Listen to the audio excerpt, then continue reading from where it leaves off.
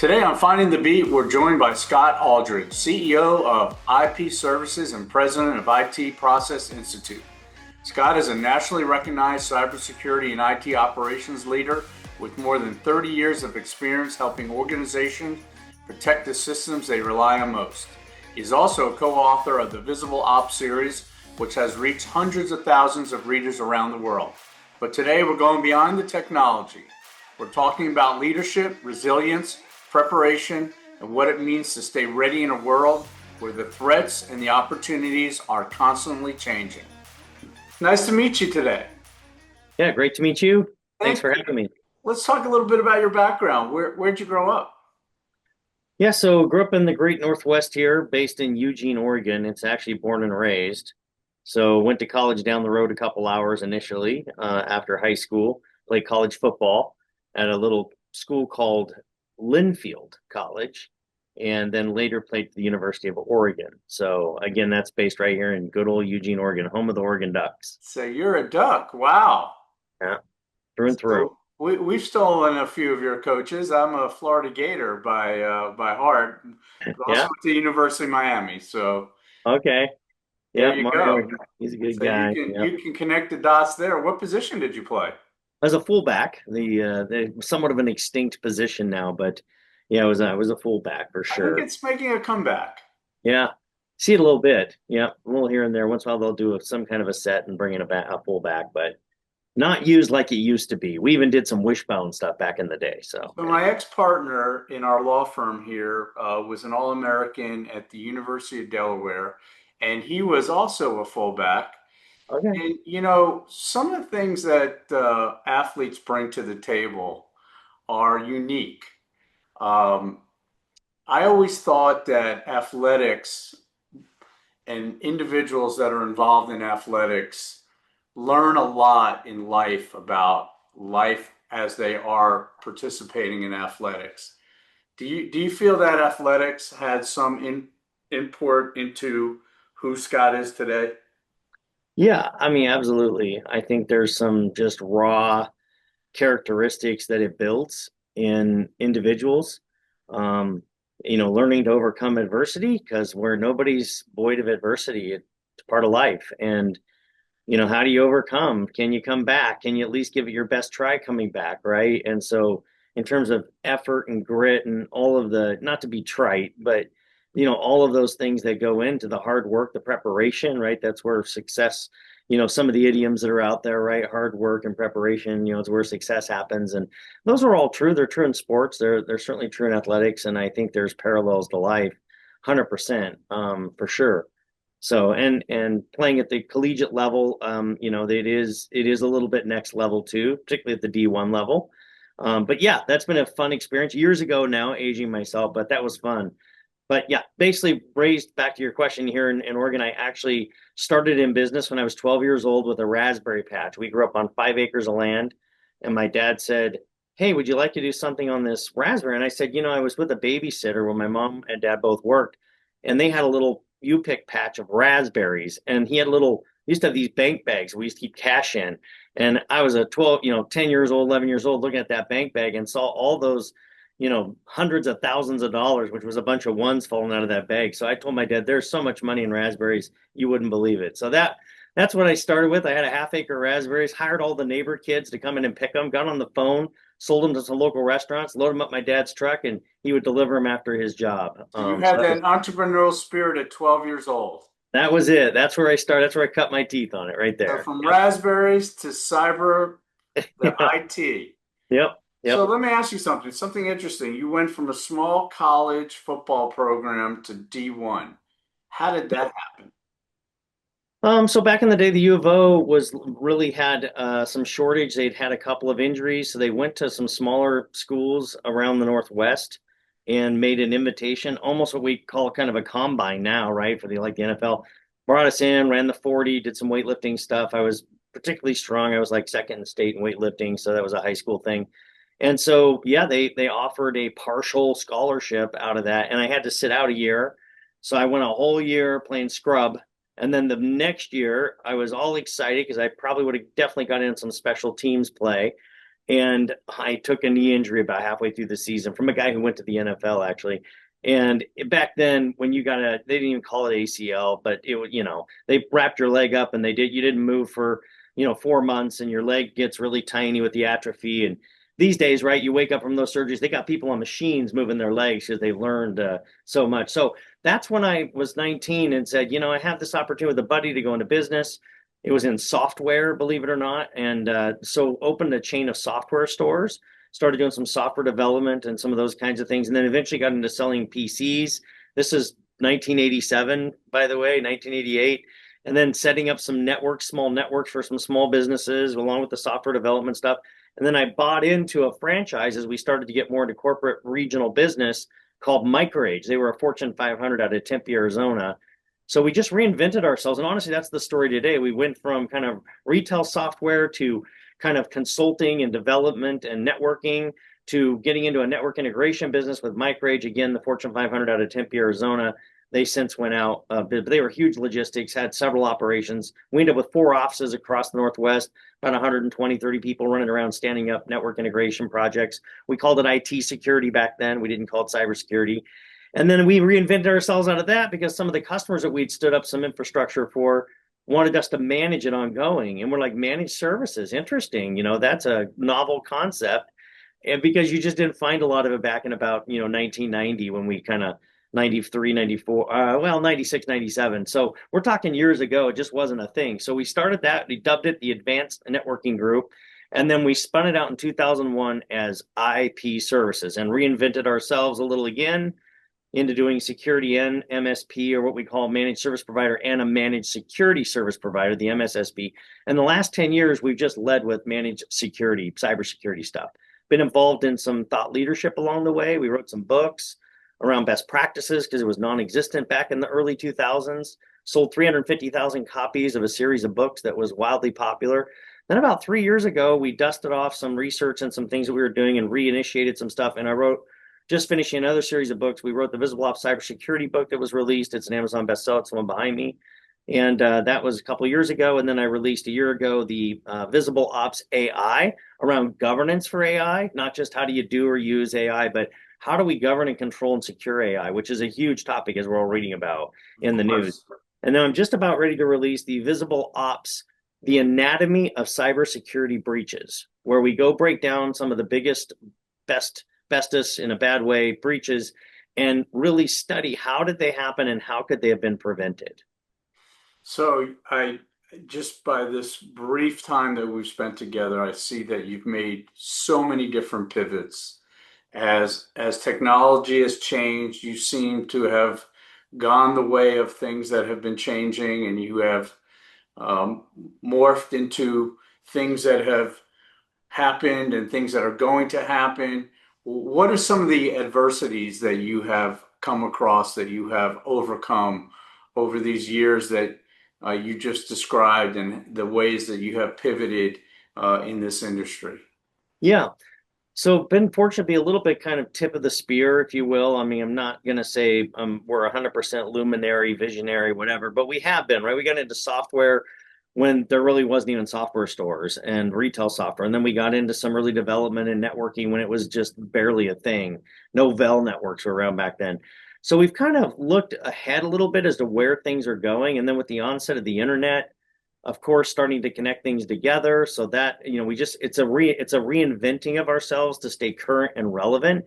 And when you do it a lot and you live in this space and you're a little bit of the mindset of ever evolving change, it's a little easier to keep up than one might kind of think. But there's been some hard times, right? The timing is not always perfect. So, transitioning out of the retail stuff into the network integration stuff, there were a couple of years where it was pretty rough as we were making big changes and adaptations.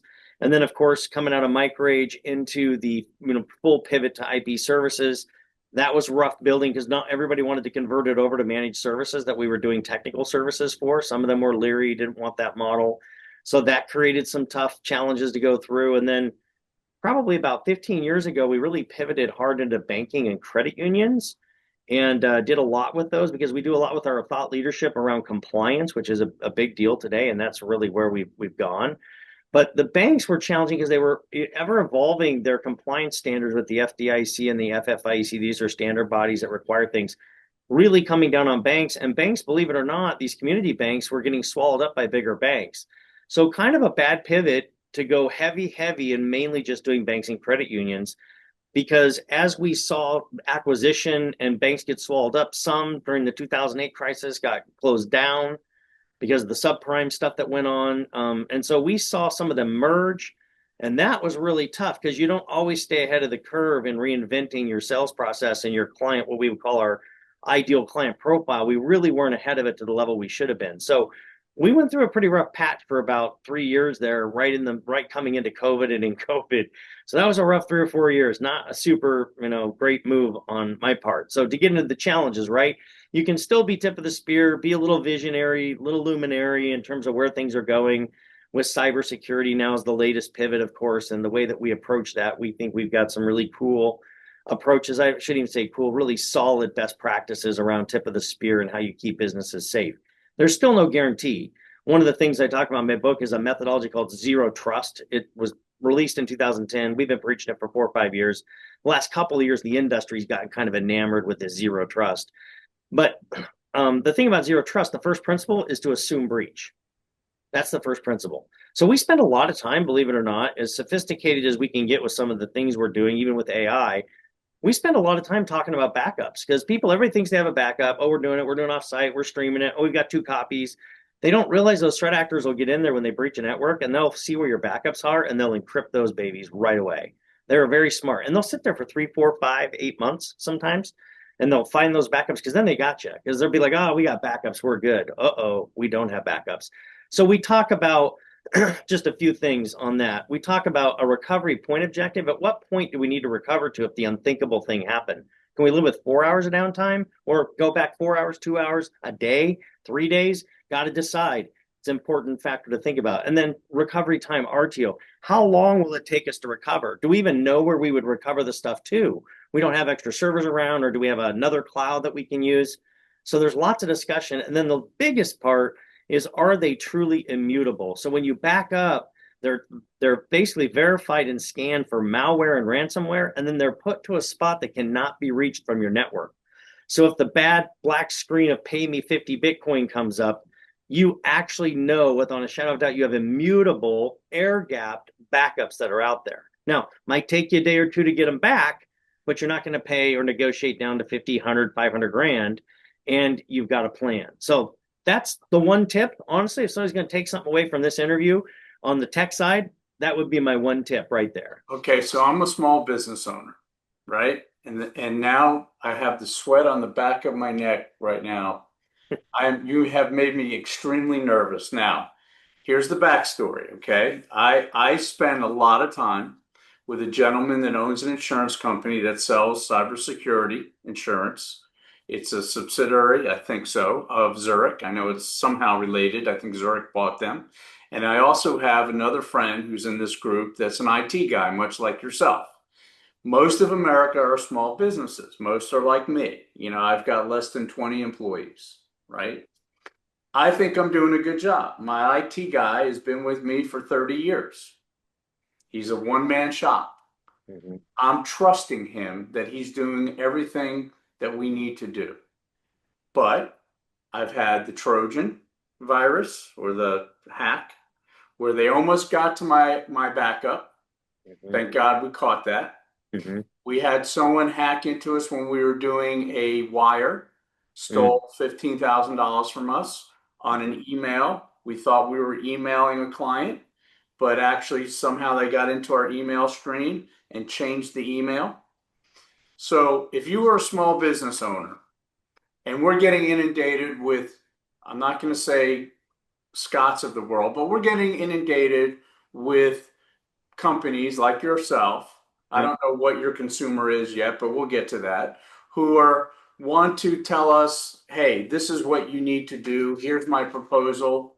How do we know, just like in my profession in law, I get probably 30 Instagram marketers marketing to my law firm every day. Mm-hmm. I get 30 cyber people marketing to me every day. If Mm. I didn't know Scott and trusted Scott, how would I know who is the right person and what is the right solution for a small guy like myself? Yeah, it's an excellent question, and the reality is that the answer is not one that people necessarily love, because cybersecurity is really about layers, and you have to introduce a multitude of layers to be able to create the right proper protection. We call it your cybersecurity posture. And so, in order to keep your posture in a strong defense posture that's being almost offensive, right, proactive, you've got to introduce these various layers. So, number one, there's no easy answer to that. It's about layers. Number two, what layers should we be thinking about? And this is what I like about zero trust, because it does break it down into kind of 7 pillars, and yet it does get a little technical at some level. And so, to your point, for the guy who's not really want to take the time to be a cyber expert, right? You're a law firm. You're not a cybersecurity. I always do the build, buy, or borrow argument for a little bit larger businesses. Like, you're really going to buy a cyber ops organization. You're a manufacturer, not a cyber, right? So, are you going to build it? You're going to spend millions to build a SOC, a security operations center, hire 2 really high-end cyber guys. You're going to spend all that money and time, or are you going to borrow it, right? Subscribe to it. So, I think MSSPs, if they really are truly an MSSP, that's a first check off. And then they should be selling layers.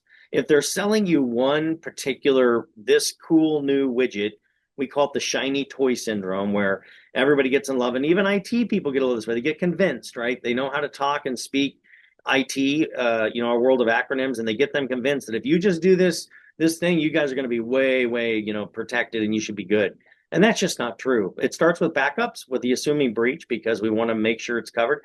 And then we get into each of the pillars, the layers of the network. I would say, to jump to more the solution point, I think we're at the point where even small businesses, and it's getting affordable. We do work with some law firms and stuff, smaller law firms, where, a 24/7, the threat actors don't sleep. When you're sleeping at 3 a.m. in the morning, they're scanning ports, doing all the things they do. And the threat acting landscape, and the reason you're seeing so much, is because for every breach that's reported, there's 7 that are not reported. And most of those that are reported are because they're regulated, they have to report. Now, you have some ABA rules and things that you would need to be following as well as a law firm, right? Sure. If you touch healthcare data, now you technically HIPAA extends to you. You've got different things to consider in the compliance side of the world. But the big thing about compliance is we're not doing compliance to check boxes, because that won't really protect you. We do good cybersecurity practices and layers because it drives good cybersecurity. The outfall of that, or the benefit of that, is that, oh, by the way, it now checks the boxes. There's our argument between, this will be for your insurance buddy if he knows this or not, between about 25 and 38%, based on which report you read, of cybersecurity claims were denied last year. They wouldn't pay them because they're getting really smart. And in one sense, you can understand their position. If you're gross negligent, you're out there to the world, you're not trying to do cyber in any way, shape, or form, and somebody comes in and hack you, and you think, I got insurance, they'll cover and pay. And there was a lot of that going on for several years. They're wising up and saying, no, if you don't do certain practices, certain layers that you need to have in your business, we're not going to pay your claim. So denial of claims is going up and up and up. The other thing is the Now onset you're of talking AI. my language.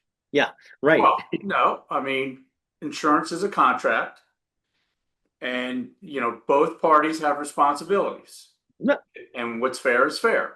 yeah, So even though I sue insurance companies for a living, yeah, I do agree with the principle that the insured needs to be part of this game and needs to act responsibly and be part of that contract and live up to their part of the contract. yep, And being irresponsible and gross negligence or grossly negligent is not part of it.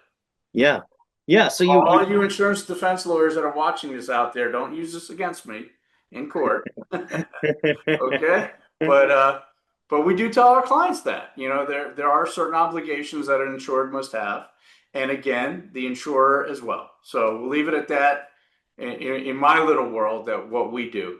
So Scott, if I was a business owner, say a business owner that had 20 or 30 employees, are you a guy that, or is your company a company that we reach out to and say, hey, we need help here, even though I may have a local IT guy that is working on my IT for the last 30 years to yeah, set up a program?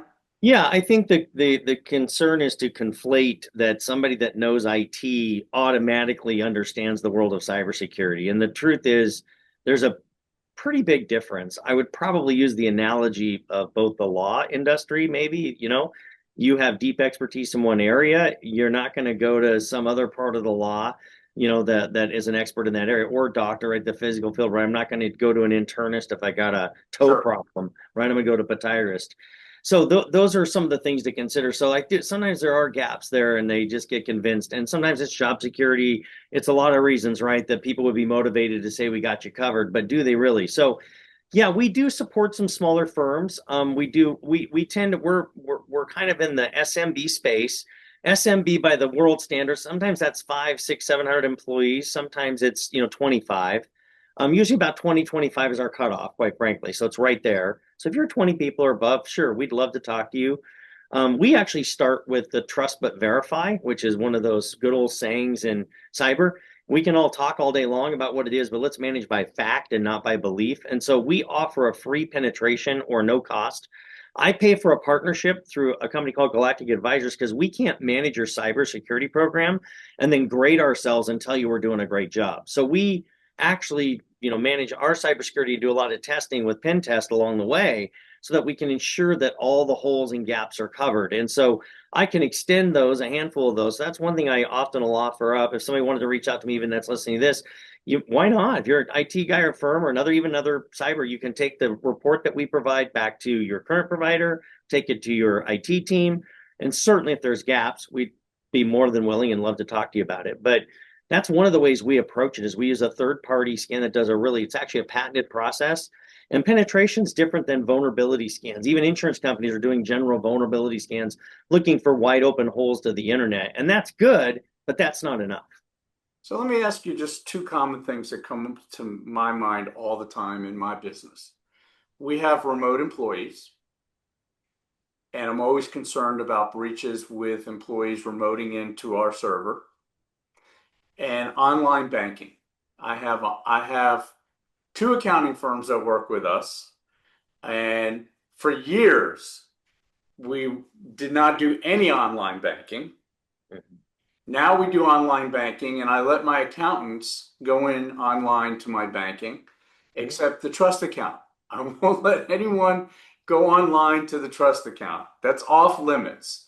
And I just want to discuss a little bit in case there's any lawyers that are going to watch this, what your feelings are, number one, just about simple online banking, just the mode of everyone does online banking now. How do you feel about the ability to be able to online bank and the security risk, if any, that there may be with online banking? Yeah, it's a great question. I don't think it's the what, it's the how. So online banking is here, it's been here, it's going to be here. There's a certain, go with the times in terms of the technology and the innovation and the convenience and all the factors that probably are not going to make it go away, right? Like AI, we're talking about cars and vehicles, right?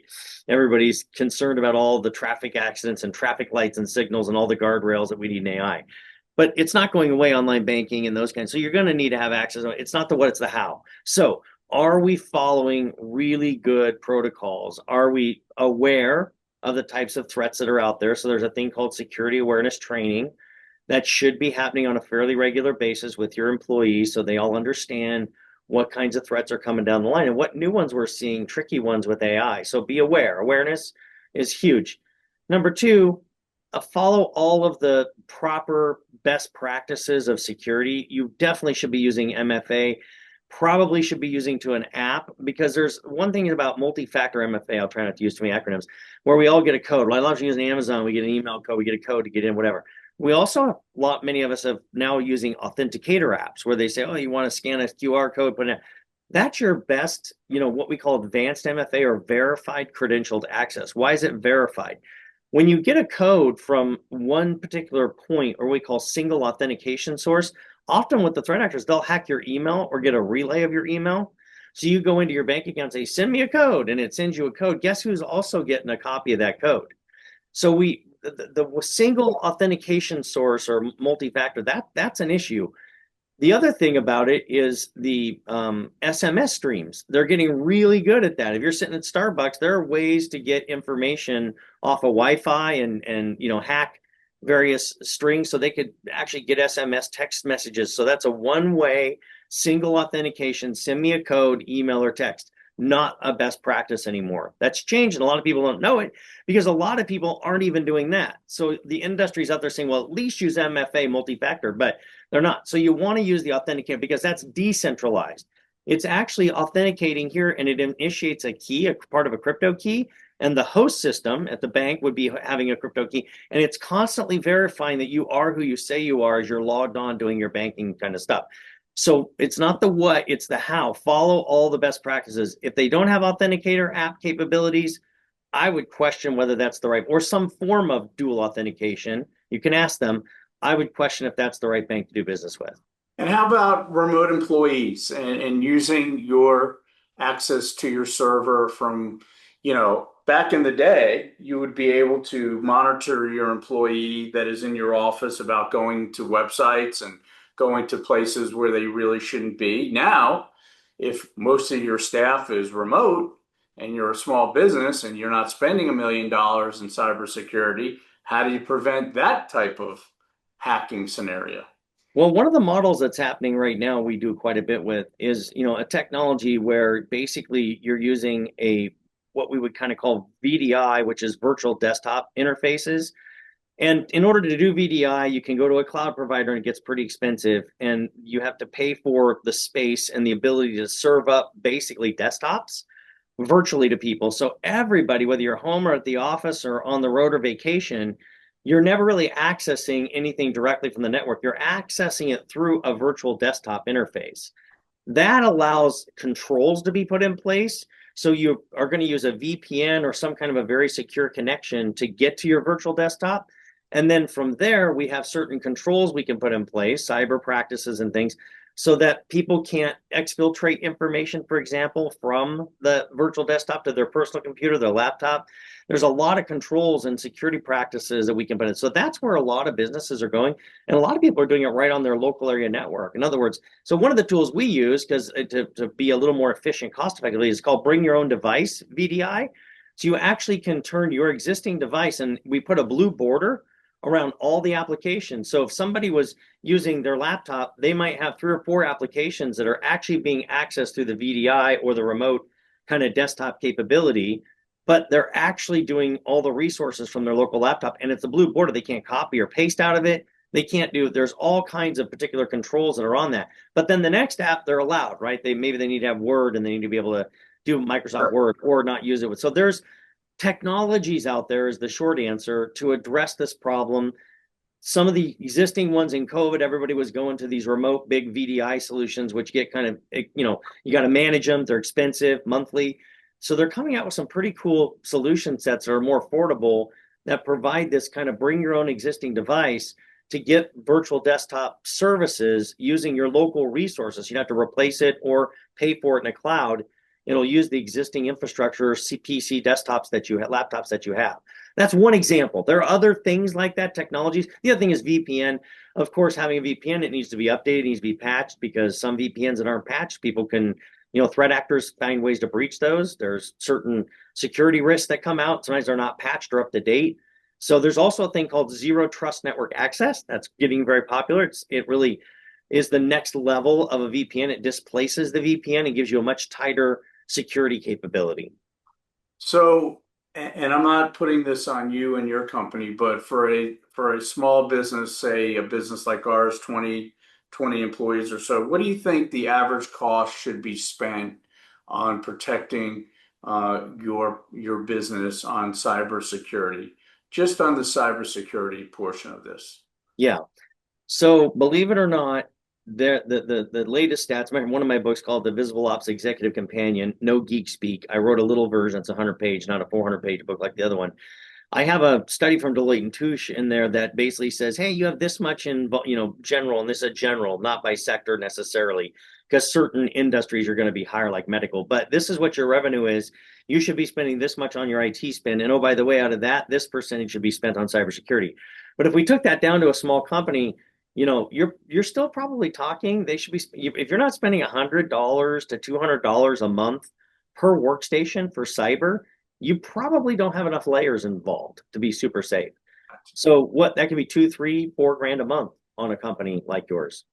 So let's talk about your book, the Visible Ops. Yeah. So the When did you first decide that you wanted to get into writing a book of such magnitude? I believe you said you sold about 400,000 copies, correct? Yeah, so back in the day, in the mid 2000s, we got involved in some IT best practices. It wasn't necessarily focused just on security, it was more IT. Actually, based on some studies that said that all IT downtime failure problems related to IT are correlated to some unapproved, unauthorized, untested change. So the working thesis was like, if you do a really good job with change management and how you think about it and what you need to do good change management, you're going to knock a home run out of your availability of 70 to 80% of all IT downtime and failures correlated. So that is the book that we wrote. And it basically said, if you don't know what you have, you don't know you have a well secured working configuration, right? We have a server or we have a PC or a network device. We know it's patched, we know it's secure, we know it's working and it's functional. We basically electrify the fence and we say nobody, even our IT guy Friday, is going to make a change to that without vetting it through some form, even if you're a single guy, some form of release and change management. In other words, we're going to document what we're changing. We're going to have forward schedule a change. We're going to do a maintenance window. We're not just going to free willy make a big change and take part of the network down. We're going to do a bunch of good practice. That was the original book that we sold thousands of copies. Actually, some vendors got a hold of it, big vendors, HP, Red Hat, those kinds of guys, and we're throwing them out, literally kind of throwing them off the backs of airplanes. So that sold thousands of copies. I was involved in one of the series of those 3 books. I co-wrote the Visible Ops Security book, and then my CTO at the time was one of the main authors on the Visible Ops book. And then 3 years ago, after those books, we did a bunch of white papers and some research over the years, but not as active in the prescription.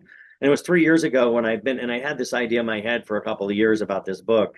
I wrote the one behind me that became the Amazon bestseller. Like I said, about 2.5, 3 years ago, we started writing that book. And it really, the first 3 chapters, number one is about leadership. It starts with leadership. If your leaders don't care really about cyber or the boardroom, which they're starting to care because they have to now because of compliance and different things, it starts there. Leadership's got to be, and then you got to have kind of philosophy. Is it a security first mindset? When we build things, deploy things, release things, do we think about security or is it tacked on as an afterthought like IT's done for years? And the 3rd chapter is the efficacy of IT processes. Back to what I just talked about. Guess what? No security breach actually ever happens without a change or a need for a change. Either somebody brute forces into something, hacking a password or whatever they might do, or I'm going to fish fies whatever, somebody to garner access or get their credential and get access that way. I'm going to make a change, right? So change management, configuration management, they still matter in cybersecurity. The rest of the chapters are about zero trust. What are the layers? What is zero trust? Where did it come from? And what are some practical things you might do in prescriptive guidance to start deploying zero trust in the layers? That's my book. I just gave it to you. There you go. You have a great passion for this. Did you always have a passion for this area of the technology? Yeah, this is kind of back to the beginning, back to the future, right? Back to the future for me, because back in the 80s when I went to high school, dating myself, it was not super cool. We had 3 kind of groups in our high school. We kind of had the jocks. They were the guys or jockettes. We kind of had the brainiacs, the nerds, right? That were really smart guys. And then we kind of had the car guys. They all loved their cars and all the things they did. It was not super cool to be a nerd if you were a jock, et cetera, et cetera. I actually had a Commodore 64 in my closet and some other electronic little computers, and I'd pull them out when my friends weren't there and I'd geek around on them. So my passion has been there. I've always loved computers and electronics since I was literally in junior high. But not till later did I actually start really going into it from a career. So it kind of fits into that opening story. Is this what you studied in college? Yeah, I business administration, because entrepreneurial juices are at the heart. That's probably my biggest passion. But right next to it is the technology, and particularly cybersecurity over the last 10 years. So what do you think is going to happen, or what do you predict how AI is going to play into all of this? Not only the general technology that we're experiencing, but as it plays out into cybersecurity. Yeah, that's a great question. And honestly, what I really think is this, is I think that right now the business is pushing and applauding. It's a competitive thing. They want the efficiencies out of AI, et cetera, et cetera, et cetera. One of the passions behind writing my Visible Ops AI book was an informal study of 500 companies, less than 1,000 employees, have deployed approximately 23 different types of AI on the average in their business with all their users. And 80% of those AIs were non-regulated. They're freemiums.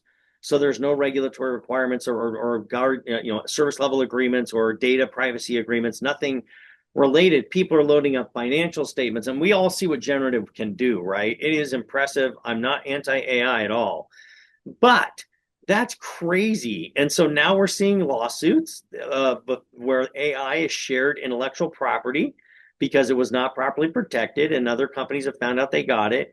In fact, I was reading an internal AI that was released just to talk about guardrails of AI and some of the problems that are kind of obvious. A company was doing a big riff about a bunch of laying off a bunch of people, and they have an internal Microsoft Pilot AI that wasn't properly configured. Somebody's able to say, who's going to be riffed? And it actually showed them because it was an LLM that was private. And then it said, and what are they getting paid? What were the pay salary? And it showed them all. I think I saw that. And Yeah. that's when I got to see what everyone else is making. Yeah. Yeah, exactly. So even on an internal AI, there are certain governance and guardrails that need to be thought about and planned. What I really think is that people are, it's gold rush. They're throwing it. They're being, cavalier, lack of responsibility, not really following compliance. There's a lot of it out there, and it's going so fast and hard, being pushed by the business to be competitive and so forth. You're going to actually see AI deployed as we're seeing it now the last year, and over the next year or two at a rate that's unbelievable. Some of the rates I'm reading are like 78% of business are deploying AI in different ways, shapes, or forms. And I happen to know or believe that they, in fact, are not doing it in a proper, governed, guardrailed, safe, secure way. So we're going to see AI paused. I don't think it's going to go away or ripped out because of lawsuits or various things that are going to happen, because they're going to realize, oh my goodness, this AI is killing our business. It costs us millions of dollars. It leaked X, Y, or Z, right? So we're going to see a lot of that go on until it catches up with certain compliance bodies or regulatory requirements, or even frameworks that are really, really well thought out, secure frameworks to deploy AI. So that's what my book kind of gets into. That's what I really think about AI. It's not going away. It's going to change our lives. I believe in all that stuff. But the irresponsibility is going to be a big, big, big Do you security see hole. governmental intervention coming soon? I have a buddy who does a fair amount working with various people that work in DC. And, for most of the legislatures, it's not really top of mind. It's way down the list. So it's not really getting elevated. Yes, I think there's absolutely a big governmental regulatory piece that needs to come into play. But right now, there's not a lot active going on that topic. Let's remember there's other countries out there that may not really care too much about governmental intervention. 100%. It's a scary place. So how do you deploy, do it safely, do it right, do it with the guardrails? There's some interesting things that will be developed over the next few years to help with this exact issue, but it's not there yet. So we're in a big risky area territory. Lots of risk. Scary, right? Scary, very scary. And cyberwise, when you think about the way that it emulates, it'll go in and sit there for months, watch how your emails are written, understand tone, inflection, punctuation, misspells that people do. It'll get that smart and then replicate its own email. And then we saw this Mythos by Anthropic. This was one that was developed to go out and find vulnerabilities in networking computer systems, and they unleashed it, and it went after a 13-year-old kind of, which is the gold standard of Linux operating system for security. It took a 13-year-old vulnerability to a brand new vulnerability and found a way to breach the network within 20 minutes. That's why they decided, their board met, they're not releasing it to the public. They're not going to allow it to be released at this time because it's so dangerous and how quick it can take stuff down. I didn't even get into quantum computing and how quantum computers can hack algorithms now for crypto much faster than they used to. There's still a lot of what we call post-quantum cryptography, which is, certain types of levels of cryptography that you need to have in place. A lot of people need to think about that too. We have some older systems in the government, even some banking stuff that's out there that people are still using that's not using quantum, post-quantum cryptography. And once they do that, there's the other thing that's out there is harvest now, encrypt later. the threat actors know that the quantum computers are coming. So even though if you have some level of encryption on some data, they'll harvest it, store it off site. They're not worried in 2-3 years when the quantum gets really prime time. They'll turn it on. They'll get social security numbers, driver's, that'll all still be good data. And it's super valuable. Not to mention that we're all mostly breached out there anyway because of the big government hack that happened. So. Gotcha. All right, Scott, this is about towards the end. So I do this with all of my guests. So I got this little gift at one of our gift exchanges, and I didn't really think much of it, but it's turned out to be kind of fun for me. So I picked some cards. I don't know what they're going to say, and I just randomly ask my guest questions. So let's see what we got here. Okay. What song immediately makes you happy, Scott? Oh, man. I believe it or not, I think probably Journey. And I would just say the group, but they have so many good songs. I grew up in that. Clearly an 80s guy. 80s rock. I would just say any 80s rock makes me happy. I put it that way. Seems like you just got back from a Def Leppard concert. Exactly. Yeah. There you go. All right. Or you're more of a Guns N' Roses guy, I think. AC/DC. Everyone loves AC/DC. Yeah, AC/DC, that kind of thing. That's always a go-to. Yeah, that's good. That's fun. What's the best piece of marital advice ever given to you? Now, I've seen this card before, and usually I ask before I ask the question if someone's married. So this kind of caught me by surprise. So yeah, 37 years, 2 daughters. There you go. So then this is a good question. Oof. So the best marital advice that I could say is, don't sweat the little things, right? We tend to, hold on to little stupid stuff that does not matter in the scope of life. And I think over the 37 years of marriage, every year you get a little bit smarter, just a little bit smarter about what's worth arguing about or having a problem over or what's not. So my thing is don't sweat the little stuff. Lastly, if someone wants to reach you or your company, if you want to give a shout out and tell them how they can get a hold of you, that would be awesome. Yeah. And a matter of fact, like I said, that pen test I talked about earlier, if you'd like to do one of those, a test, I'm happy to do it. Also, you want to copy my executive companion book, I'll send you an e-copy. Probably the easiest way is just to email me, and I'll even put my short email address out there, Scott, SCOTT, @ipservices.com. That's I as in internet, P as in Paul, services with an S on the end.com, ipservices.com. Just that simple. Email me, tell me you saw me on the podcast with Larry, and we'll get you set up with whatever I can help you with. Thank you so much. It's been a great pleasure having you, and hopefully we'll keep in touch. And I'd love to get a copy of that as well. I'm going to email you directly when we get off the air. Awesome. Happy to do it. Thanks again for having me today, Larry. Appreciate it. Take care. Have a wonderful afternoon. Bye-bye. Scott, thank you so much for joining us today on Finding the Beat. This conversation was such a great reminder that leadership, preparation, and resilience matters in every industry, especially when the stakes are high and people are depending on you. Your insight into cybersecurity, protecting businesses, and staying ahead of challenges really shows how important it is to be proactive instead of reactive. To everyone listening, we hope this episode encouraged you to think about how you prepare, how you lead, and how you find your own rhythm through change and uncertainty. Thank you for tuning in to Finding the Beat. We'll see you next time.